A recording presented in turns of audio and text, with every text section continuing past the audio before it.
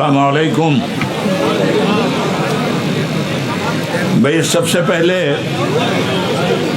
Media के लोगों से खुसूसन अपील की जाती है कि अब हमारा प्रोग्राम बाकायदा शुरू हो चुका है, इसलिए बराह करम आप लोगों से बाइक लेना और अपनी तकरीरें करना बंद कर दीजिए। अब स्टेज से जो जिम्मेदाराना गुफ्तगू होगी, यही गुफ्तगू पूरे मुल्क के लिए मोतबर मानी जाएगी।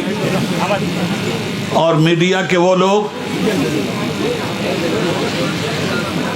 जो हर प्रोग्राम को हुकूमत के मकसद के तहत कवर करते हैं, उनसे गुजारिश है कि बराह करम आप जो अफवाहें फैला कर मुल्क को गुमराह कर रहे हैं और हिंदुस्तान भर के लोगों को भ्रमित कर रहे हैं, आप अपने पेशे के साथ नमक हलाली नहीं कर रहे हैं। इसलिए मैं फिर एक मर्तबा अपनी गुफ्तगू करने से कब्ल मीडिया के लोगों से मुअद्दबाना गुजारिश करूंगा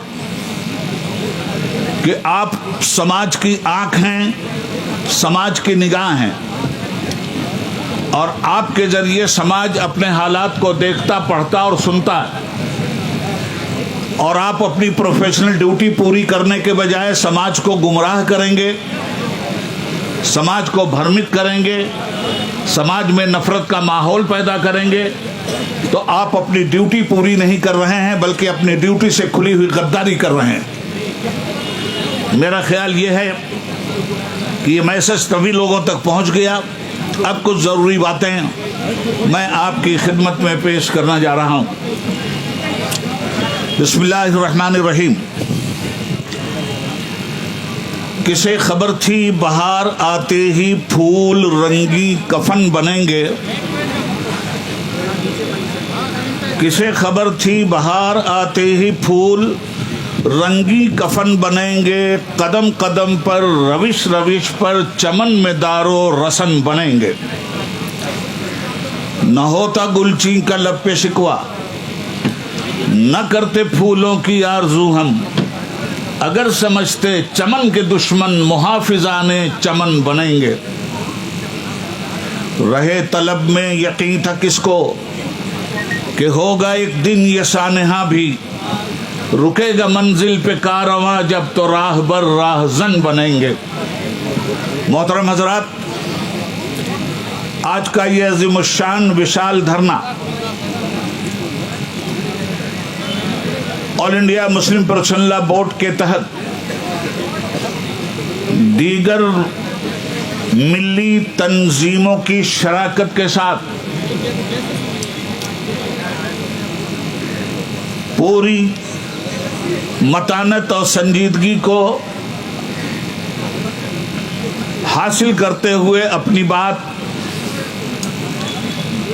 सेंट्रल हुकूमत तक पहुंचाना चाहता है। एक हंगामे महशर हो तो उसको भूलूं, सैकड़ों बातों का रह रह के ख्याल आता है। हिंदुस्तान एक जमहूरी मुल्क है, दुनिया की सबसे बड़ी डेमोक्रेसी। हिंदुस्तान का संविधान मुल्क के हर बाशिंदे को इज्जत व आबरू के साथ, अपने मजहबी तहफ़्फ़ुज़ात के साथ, अपने धर्म और करम रहन और सहन के साथ जीने और खुलकर जीने की पूरी आज़ादी देता है। मुल्क का संविधान खास तौर पर माइनॉरिटीज के लिए बहुत सेंसिटिव जहन रखता है। इसीलिए मुल्क का संविधान बनाने वाले दानिश्वरों ने 1947 से लेकर 1950 तक ये महसूस कर लिया था कि अक्सरियत की आवाज अक्सर व बेशतर अक़लियत की आवाज को दबाने में कामयाब हो जाती है। इसलिए अक़लियत की आवाज को दबाया ना जाए, और उनके हक हुकूक पर किसी तरह जुल्म और सितम के तीर न बरसाए जाएं। मुल्क के संविधान ने अलग से माइनॉरिटीज के लिए कुछ सेक्शन कायम किए और कुछ दफात और आर्टिकल्स ऐसे रहे जिसमें यह बात साफ तौर पे कह दी गई कि हिंदुस्तान का मुसलमान कश्मीर से लेकर कन्याकुमारी की सरहदों तक और गुजरात की वादी से लेकर बंगाल की खाड़ी तक मुकम्मल तौर पर हिंदुस्तानी तमाम शहरियों के मुकाबले में अपनी शहरी आज़ादी का तसव्वुर रखता है। हमारे हालात, हमारा निकाह, हमारा ब्याह, हमारा तलाक, हमारा मुहस्बा, हमारा वक्फ, हमारे मजहब के जितने भी कवानीन हैं, सारे कवानीन के तहफ़्फ़ुज़ के लिए मुल्क के संविधान ने गारंटी दी है। मुल्क में हुकूमत सेकुलर होगी, ये भी मुल्क के संविधान का एक फैसला है। सेकुलर हुकूमत का मतलब होता है ला मजहब, हुकूमत का कोई धर्म नहीं होगा, मगर सेकुलर मुल्क में उस बेधर्म हुकूमत की जिम्मेदारी होगी कि जितने भी धार्मिक लोग अपनी जिंदगी धर्म की बुनियाद पर गुजारते हैं, उन तमामी तर लोगों के धर्म और कर्म की पूरी हिफाजत की गारंटी सेकुलर हुकूमत को लेनी है। और जहाँ किसी मजहब के अंदर किसी दूसरे ने अगर रुकावट पैदा की तो ऐसी सूरत में हुकूमत की जिम्मेदारी है कि कानून उसके गिरेबान तक पहुँचे। इसी तरह जहाँ हमारी और सारी चीज़ें हैं उसमें ये वक्फ की जायदादें हैं। जिस तरह नमाज और रोज़ा, हज और ज़कात हमारे लिए ज़रूरी है, उसी तरह से हज और रमज़ान के रोज़े हमारे लिए ज़रूरी हैं और उसी तरह से ये वक्फ की जायदाद का तहफ़्फ़ुज़ भी हमारे लिए ज़रूरी है। सबसे पहले 2 मिनट में मैं ये बात साफ कर देना चाहता हूँ कि वक्फ की जायदाद का बैकग्राउंड क्या है। हिंदुस्तान के मुसलमानों ने अपनी जायदाद खुदा के नाम पर वक्फ करते हुए मुसलमानों के हवाले किया, मस्जिद के लिए, मदरसे के लिए, कब्रिस्तान के लिए, दरगाहों के लिए, इमाम बाड़ों के लिए, ईदगाहों के लिए। वक्फ के कानून को हिंदुस्तान के संविधान ने इतनी मजबूती दी है कि जो चीज़ें वक्फ हो चुकी हैं उन्हें न मुसलमान खरीद सकता है न गैर मुस्लिम, न मुसलमान उन पर कब्जा कर सकता है न गैर मुस्लिम और न हुकूमत। मगर मुल्क के इस कानून की धज्जी इस तरह से उड़ाई गई कि आज कुछ बेईमान मुसलमानों और कुछ बेईमान गैर मुस्लिमों और बेईमान हुकूमतों ने भी वक्फ की जायदाद पे कब्जा और तसल्लुत जमा कर हमें शर्मिंदा किया। हुकूमत को ये चाहिए था कि वक्फ तरमीमी एक्ट पेश करने के बजाय जहाँ जहाँ धांधलियाँ हो रही हैं उन धांधलियों को ख़त्म करते हुए मजबूत कानून का शिकंजा उन पे कसे। बजाय इसके हुकूमत ने वक्फ की जायदाद ही को हड़प करने का एक नापाक मंसूबा बनाया और वक्फ की जायदाद के सिलसिले में जो तरमीमी बिल लाया गया, उस तरमीमी बिल की कुछ दफ़ात मैं आपके सामने रखना चाहता हूँ ताकि साफ समझ में बात आ जाए कि ये बिल मुसलमानों के लिए हानिकारक क्यों है। पहली बात, कोई भी ट्रस्ट हो हिंदुस्तान में, मंदिरों के बहुत बड़े बड़े ट्रस्ट हैं, हमारे सिख भाइयों के गुरुद्वारों के बहुत बड़े बड़े ट्रस्ट हैं, बौद्धिस्ट भाइयों के बहुत बड़े ट्रस्ट हैं। किसी भी ट्रस्ट में किसी गैर बिरादरी को मिंबर की हैसियत से एंट्री नहीं है। सिखों के ट्रस्ट में हिंदुओं की एंट्री नहीं, हिंदुओं के ट्रस्ट में मुसलमानों की एंट्री नहीं। आखिर ये कौन सा कानून है कि आपने जो इस वक्त वक्फ तरमीमी एक्ट पेश किया है उसमें आप ये कह रहे हैं कि वक्फ के काउंसिल में या वक्फ बोर्ड में या वक्फ की इमलाक के हिसाब में मुसलमानों के ट्रस्ट में 2 गैर मुस्लिम भी होंगे। ये तानाशाही, ये अंग्रेज़ों के दौर की हमें याद दिलाती है। सफ़ेद अंग्रेज़ चले गए मगर काली औलादें पैदा करके गए। जो तबाही सफ़ेद अंग्रेज़ों ने मचाई थी वही तबाही आज ये काली औलादें अगर मचाएंगी तो याद रखना चाहिए इन्हें, हमारे बाप दादा ने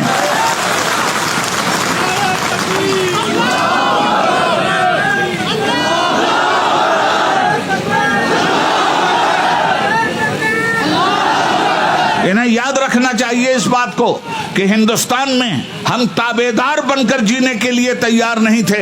हम हिंदुस्तान के वफादार भी हैं और हकदार भी हैं। हिंदुस्तान किसी के बाप की जागीर नहीं है। ताबेदारी के तौर पर हमने हिंदुस्तान को कबूल नहीं किया है, वफादारी की बुनियाद पर हमने हिंदुस्तान को कबूल किया।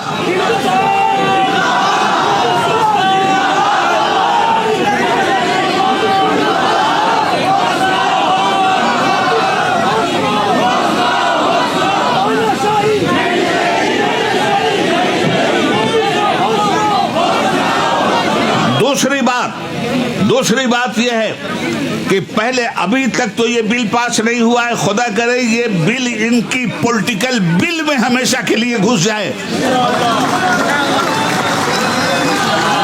मगर अब तक जो बिल है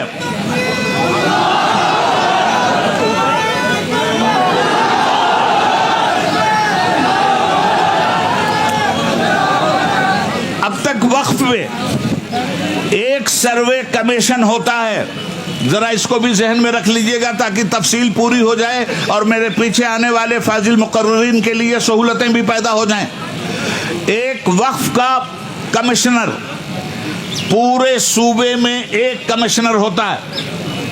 वो पूरे सूबे की वक्फ जायदाद का सर्वे करके गवर्नमेंट को देता है और उसमें ये बात क्लियर होती है कि कहां कहां वक्फ की इमलाक पर किन किन बेईमानों ने कब्जा कर रखा है। अब उस चीज को भी हटाया जा रहा है। अब ये पावर डिस्ट्रिक्ट कलेक्टर को दिया जा रहा है। फॉर एग्जाम्पल यूपी में 80 जिले हैं, 80 जिलों का एक कमिश्नर होता है। अब 80 जिलों में 80 कलेक्टर आपकी वक्फ की जायदाद के को देखने वाले होंगे और कलेक्टर साहब आपसे ये पूछेंगे, भाई रेलवे को हड़प कर गए, तुम हड़प कर गए, हवाई जहाज हड़प कर गए, एयरपोर्ट हड़प कर गए, वो बोध गया हड़प करना चाहते हो, वो हड़प कर रहे हो। सब इतने बड़े हड़पू हो तुम कि सब कुछ हड़प करके चले जाओगे और मिल्लत खामोश बैठी रहेगी। ऐसा कभी नहीं हो सकता।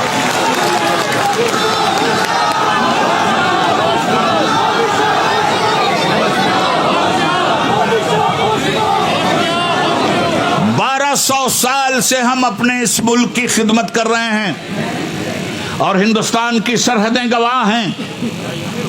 हमने कुर्बानियों से इस देश को सींचा है। सारे जहां से अच्छा हिंदुस्तान हमारा, ये हमारा नारा है। हम बुलबुलें हैं इसकी, ये गुलसिता हमारा, ये हमारा विजन है। हमारे इस देश के अंदर जहां और कौमों का लहू पानी की तरह बहा है, वहीं हिंदुस्तान के मुसलमानों ने मादरे वतन को शर्मिंदा कभी नहीं किया और हमने भी सबसे ज्यादा खूने जिगर की कुर्बानी देकर इस देश की आजादी को फराहम किया है। कहीं दूर जाने की जरूरत नहीं है। इसी दिल्ली में इंडिया गेट है। इंडिया गेट पे अगर किसी बेईमान को बेईमानी से अलग हटकर ईमानदारी का 40वां हिस्सा बतौर खैरात और ज़कात मिला हो तो जाकर के वो देख ले कि इंडिया गेट पर सबसे ज्यादा मुसलमानों की कुर्बानी का लहू चमक रहा है, जिसे दुनिया का कोई नफरती चिंटू मिटा नहीं सकता।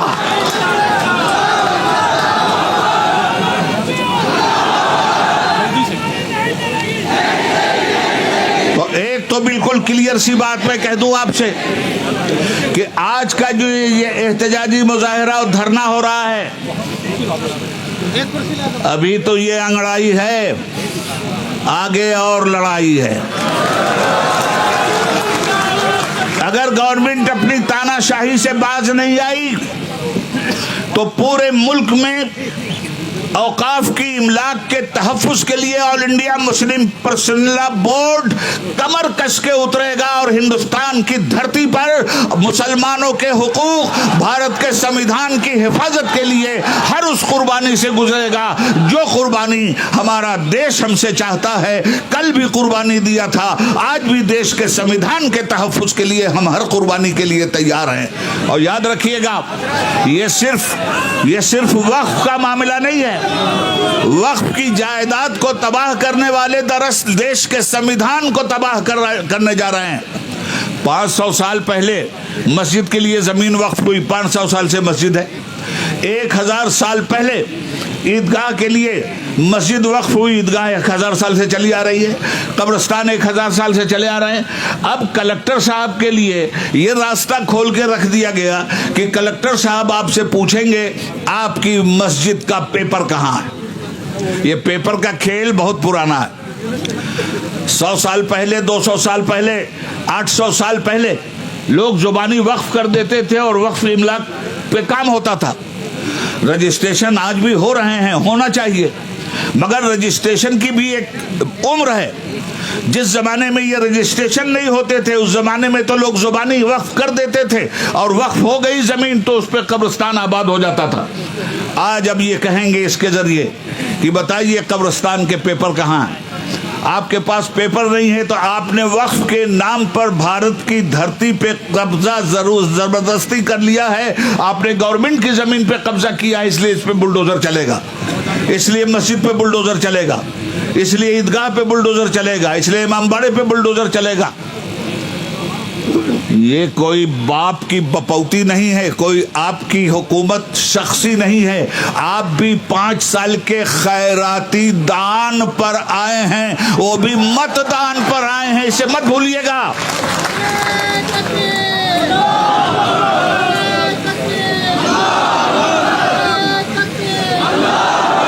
यह हुकूमत शख्सी हुकूमत नहीं है, यह हुकूमत खैराती हुकूमत है। मैं साबित करूंगा इस बात को। आप कहते हो ना मतदान, ये हमारा मीडिया कहता है मतदान कीजिए और नेताजी कहते हैं आप मतदाता हैं। तो मत के माना वोट, दान के माने खैरात। हमारी खैरात से बनो प्राइम मिनिस्टर, हमारी खैरात से बनो होम मिनिस्टर, और हमारे ही साथ दादागिरी ये नहीं चलने वाली है। खैर, वक्त की कमी है, हमारे और भी स्पीकर हैं। 2 बात कह के अपनी बात खत्म करूंगा। एक चीज तो ये, दूसरे ये कि जो नफरतें पैदा की गई हैं और लोगों को भ्रमित किया जा रहा है कि वक्फ के नाम पर मुसलमान कब्जा कर रहे हैं, टोटली रॉन्ग बात है। दूसरी बात, मुल्क में जो नफरत का माहौल पैदा किया गया है, अब की मर्तबा की होली, हम लोग हमेशा होली, दिवाली, ये सारी चीजें रवादारी के साथ एक दूसरे के साथ मनाते हुए आए, मगर इस मर्तबा इस हिंदुस्तान की आज़ादी पे कालिख पोतने वाली काली हुकूमत जिस तरह मस्जिदों पे तिरपाल डालकर मस्जिदों के वकार का मजाक उड़ा रही थी, याद रखिएगा कि तारीख आपकी इस बदनीयती को कभी भी माफ नहीं करेगी। इससे पहले भी होली आती थी, कभी मस्जिदों पे तिरपाल नहीं पड़ते थे। एक रिपोर्ट पेश करके मैं अपनी बात को खत्म कर देता हूँ। होली कोई, या जुमा के दिन होली कोई पहली बार नहीं आई थी।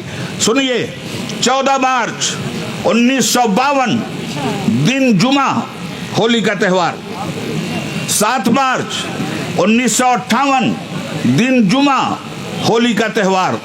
21 मार्च 1969 दिन जुमा, होली का त्यौहार।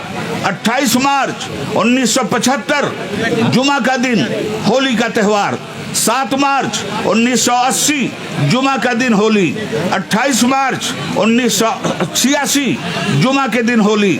21 मार्च 1997 जुमा के दिन होली। 21 मार्च 2003 जुमा के दिन होली। 21 मार्च 2008 जुमा के दिन होली। 29 मार्च 2013 जुमा के दिन होली। 22 मार्च 2019 जुमा के दिन होली। और 14 मार्च 2025 की होली को लेकर माहौल में जितना जहर घोला गया, आजाद हिंदुस्तान में हमने न ऐसी होली देखी, न ऐसी नफरत देखी। मैं पूछना चाहता हूं, इतने जुमा को होली 1952 से आती रही, जिसको मैंने रिकॉर्ड किया है, कभी भी इस मुल्क में हिंदुओं और मुसलमानों में नफरत का माहौल नहीं पैदा हुआ। आप हुकूमत कर रहे हो और नफरत की चिंगारियां सुलगा रहे हो, तो याद रखना कि ये नफरत के शोले बहुत ज्यादा दिनों तक हिंदुस्तानी अवाम को गुमराह नहीं कर सकते। इस मुल्क की अवाम ने मुल्क की आजादी के लिए हिंदू का हा निकालकर, मुस्लिम का मा निकालकर हम बनकर के मुल्क की आजादी हासिल की है। आज भी हम बनकर अपने देश को बचाएंगे, संविधान को बचाएंगे, वक्फ की जायदाद को बचाएंगे। हिंदुस्तान जिंदाबाद। All India Muslim personal law board जिंदाबाद।